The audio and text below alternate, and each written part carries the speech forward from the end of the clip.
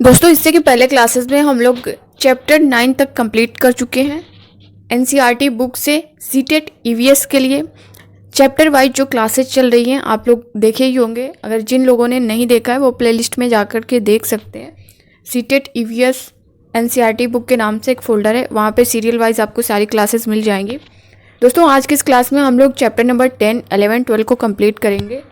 जो भी लोग नए हों प्लीज़ चैनल को सब्सक्राइब कर दीजिए, लाइक कर दीजिए और ज़्यादा से ज़्यादा शेयर कर दीजिए ताकि हर स्टूडेंट इससे रिलेटेड हर क्वेश्चन को सॉल्व कर सके। तो दोस्तों स्टार्ट करते हैं। देख पा रहे होंगे आप लोग, इस तरह से आप चैप्टर नंबर 10 देख पा रहे होंगे दोस्तों। हूँ तू इस तरह से बच्चे जो है गेम खेल रहे हैं। ये कबड्डी गेम है, इस तरह से बच्चे खेल रहे हैं। ये देख पा रहे होंगे आप अपनी स्क्रीन पे कड़म मल्लेश्वरी, इनके बारे में जानते हैं। यहाँ से क्वेश्चन पूछता है, ये बहुत इंपॉर्टेंट है दोस्तों। क्या तुमने अखबार में इनके बारे में पढ़ा है? कड़म मल्लेश्वरी एक वेट लिफ्टर हैं। ये आंध्र प्रदेश की रहने वाली हैं। इनके पापा पुलिस में हवलदार हैं। जब ये 12 साल की थी तभी से वज़न उठाने का अभ्यास करने लगी थी। अब वे एक बार में 130 किलोग्राम तक वज़न उठा लेती हैं। कड़म ने भारत के बाहर 29 मेडल जीते हैं। उनकी 4 बहनें भी रोज़ वज़न उठाने का अभ्यास करती हैं। दोस्तों यहाँ पे किस तरह से कैसे क्वेश्चन बन सकता है और यहाँ से प्रीवियस ईयर क्वेश्चन पूछा भी है। तो दोस्तों आप देखिए यहाँ पे कड़म मल्लेश्वरी क्या थी? तो दोस्तों ये एक वेट लिफ्टर थी।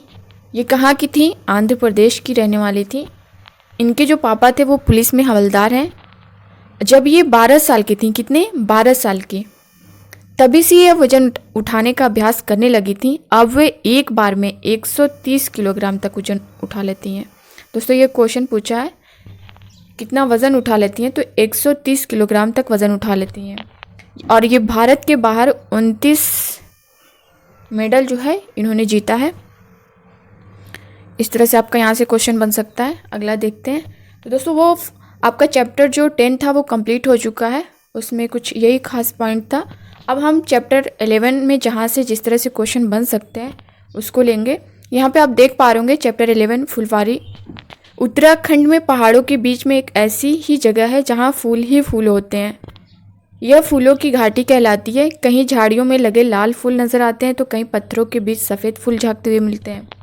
पीले पीले फूलों के लंबे चौड़े कालीन जैसे मैदान भी हैं और कहीं कहीं अचानक घास के बीच छोटे छोटे तारों जैसे नीले फूल दिखाई देते हैं। यह सब सपने जैसा लगता है। तो दोस्तों यहाँ पे आपका किस तरह से क्वेश्चन बनेगा? फूलों की घाटी कहाँ है? दोस्तों ये बहुत इंपॉर्टेंट क्वेश्चन है।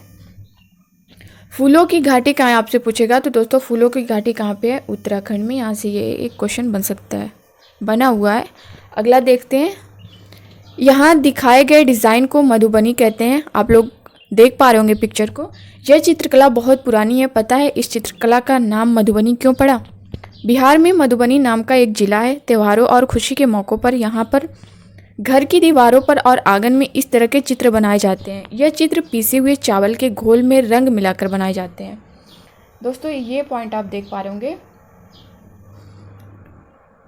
इस तरह की आप इमेज जो देख पा रहे हैं, मधुबनी इसको बोलते हैं, ठीक है। बिहार में मधुबनी नाम का एक ज़िला है। त्योहारों और खुशी के मौक़ों पर वहाँ घर की दीवारों पर और आंगन में इस तरह के चित्र बनाए जाते हैं। कहाँ पे? दीवारों और आंगन पे इस तरह के चित्र बनाए जाते हैं। और ये चित्र जो है पीसे हुए चावल के घोल में रंग मिलाकर बनाए जाते हैं। किसमें? पीसे हुए चावल के घोल में रंग मिलाकर बनाए जाते हैं। दोस्तों यहाँ से क्वेश्चन पूछता है, पीसे हुए चावल के घोल में रंग मिलाकर ये बनाए जाते हैं, ठीक है, इंपॉर्टेंट है।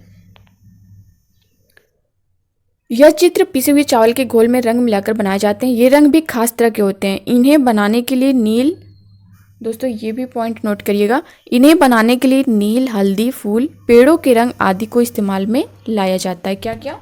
नील, हल्दी, फूल, पेड़ों के रंग आदि को इस्तेमाल में लाया जाता है। चित्रों में इंसान, जानवर, पेड़, फूल, पंछी, मछलियाँ और अन्य कई जीव जंतु साथ में बनाए जाते हैं। दोस्तों यहाँ से एक नंबर आपका पूछता है, इम्पॉर्टेंट है, इसको बारीकी से आप लोग देख लीजिएगा। इस पॉइंट को देखते हैं क्या है। तुमने फूलों का कहाँ कहाँ इस्तेमाल देखा है? तो क्वेश्चन है। यहाँ पे उत्तर प्रदेश में, दोस्तों ये पॉइंट नोट करिएगा आप लोग, बहुत ही इंपॉर्टेंट है।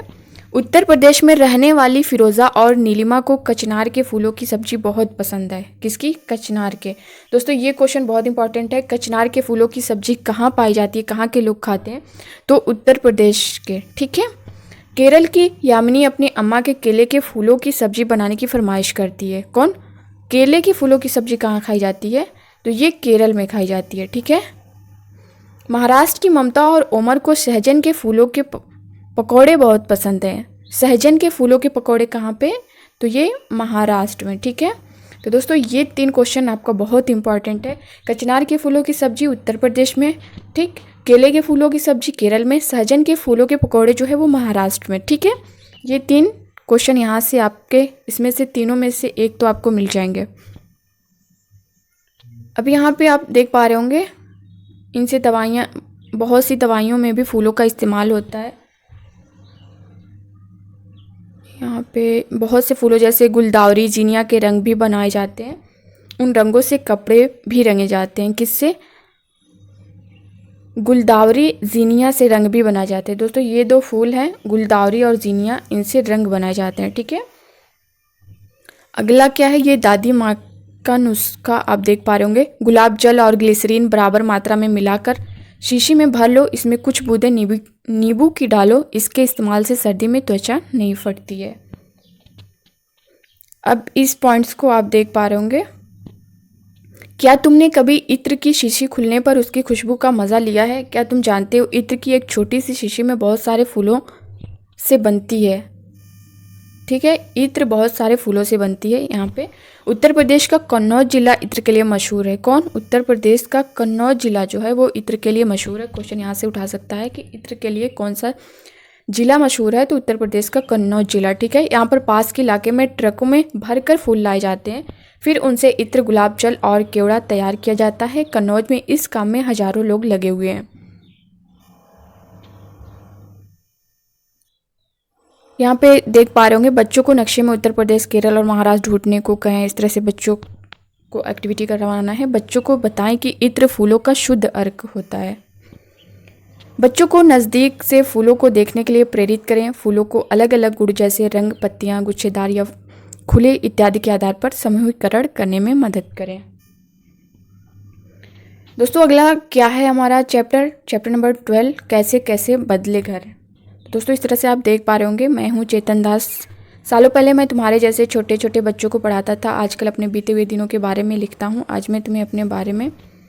दोस्तों इस तरह से ये पूरी कहानी है।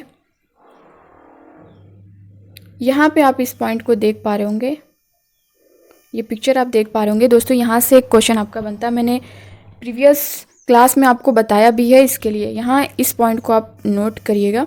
हम आसपास के घरों से गोबर ले आए। अम्मा ने उसे मिट्टी में मिलाया और ज़मीन पर लिपाई की, बिल्कुल वैसे ही जैसे वे पुराने घर में करती थी। अम्मा कहती थी कि इससे मिट्टी में कीड़ा नहीं लगता है।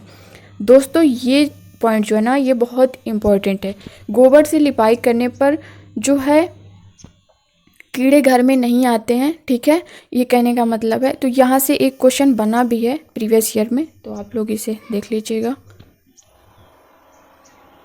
अगला देखते हैं। बस अब छत बनानी रहती थी। बाबा ने लकड़ी के फट्टे जोड़ जोड़कर एक फ्रेम बनाया और उसे चारों दीवारी पर टिका दिया, लकड़ी को दीमक ना लग जाए। दोस्तों ये नोट करिएगा, लकड़ी को दीमक ना लग जाए, इसके लिए नीम और कीकर की लकड़ियाँ इस फ्रेम पर बिछा दी। अम्मा ने पुरानी बोरियां पर बिछाकर मिट्टी से लेप कर दिया। आसपास के ज़्यादातर सभी घर ऐसे ही बने होते हैं, पर मुझे अपना घर सबसे अच्छा लगता था। वह बिल्कुल हमारे पुराने घर जैसा जो था। दोस्तों यहाँ पे क्वेश्चन पूछा है आपका,